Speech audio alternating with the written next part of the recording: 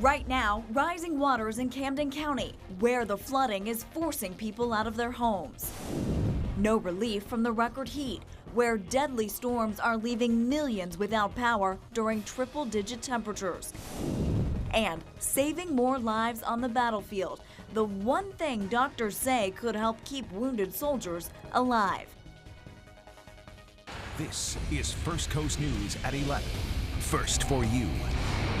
Good evening and thanks for joining us. I'm Claire Sims. Brand new tonight, police want you to be on the lookout for a man they say escaped from Florida State Prison. According to the Florida Department of Corrections website, Dean R. Adams escaped around 6 o'clock tonight.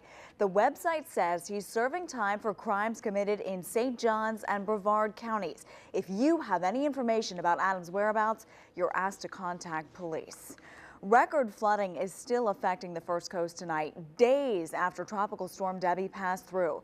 Mandatory evacuations are in effect in parts of Camden County, where the St. Mary's River is expected to reach its highest levels overnight. First for you, Eric Spivey reports from the Georgia border.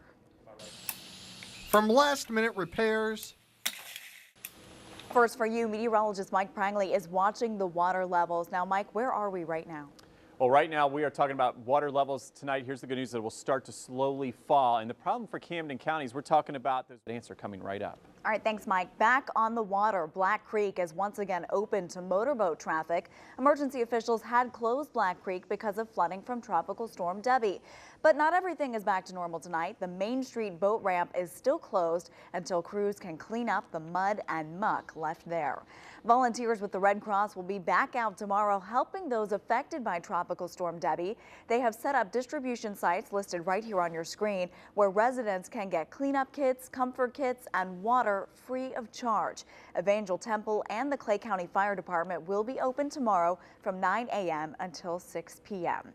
Well, as you assess the damage left behind by Debbie, the Columbia County Sheriff's Office is reminding you to beware of possible scam artists. First for you, if you're paying someone to do work around your property, there are 3 things to keep in mind. Number 1, use reliable licensed contractors and insist on a written contract. Get a written estimate and read the fine print. Number 2, ask for proof of insurance. Make sure the contractor carries general liability insurance and workers' compensation. If the contractor is not insured, you may be liable for accidents that happen on your property. And number 3, make final payments when the work is completed. Don't sign completion papers or give your final payment until the work is done to your satisfaction. Searchers have suspended their efforts tonight to find a missing swimmer in the Nassau Sound near Bird Island. According to the Coast Guard, a man and his wife were swimming when the current swept the man offshore, taking him underwater.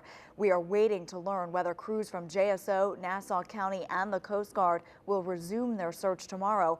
Officials are not yet releasing the name of that missing swimmer.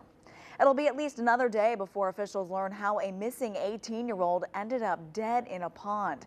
Nassau County investigators found Tyrone Baez's body in the Flora Park subdivision this morning. Baez had been missing since Wednesday evening. He was last seen walking in that neighborhood. Investigators say they do not suspect foul play, but the medical examiner will perform an autopsy as early as Monday. Jacksonville Sheriff John Rutherford patrolling the streets today for justice. I don't even want to know what's on my head. Today, the Justice Coalition presented Sheriff Rutherford with his own customized motorcycle helmet just before the organization's Celebrate America Ride for Justice. More than 300 motorcyclists rode 50 miles in support of the Justice Coalition. The event is an important fundraiser for the group, which serves as an advocate for crime victims. We are in the fight against crime every day, and we're in the prevention of crime. So we're inviting people to help us with that mission and helping to make Jacksonville a safer city and the surrounding areas. The Justice Coalition hopes to raise between $50,000 and $60,000 from today's event. Wish granted. The Make-A-Wish Foundation surprised a local teenager with a huge birthday gift today. Nick Gagnon suffers from bone cancer. Nick wants to be a chef when he grows up, and the foundation arranged a shopping spree for him at cooking store Williams-Sonoma. The Make-A-Wish Foundation helps grant wishes for kids with life-threatening medical conditions. The King of Forgiveness, how people are remembering Rodney King as he's laid to rest. And Go Forth, where protesters are already rallying ahead of Independence Day. Plus, a local swimmer races for London. Chris Porter has your VIP pass to his watch party ahead in sports.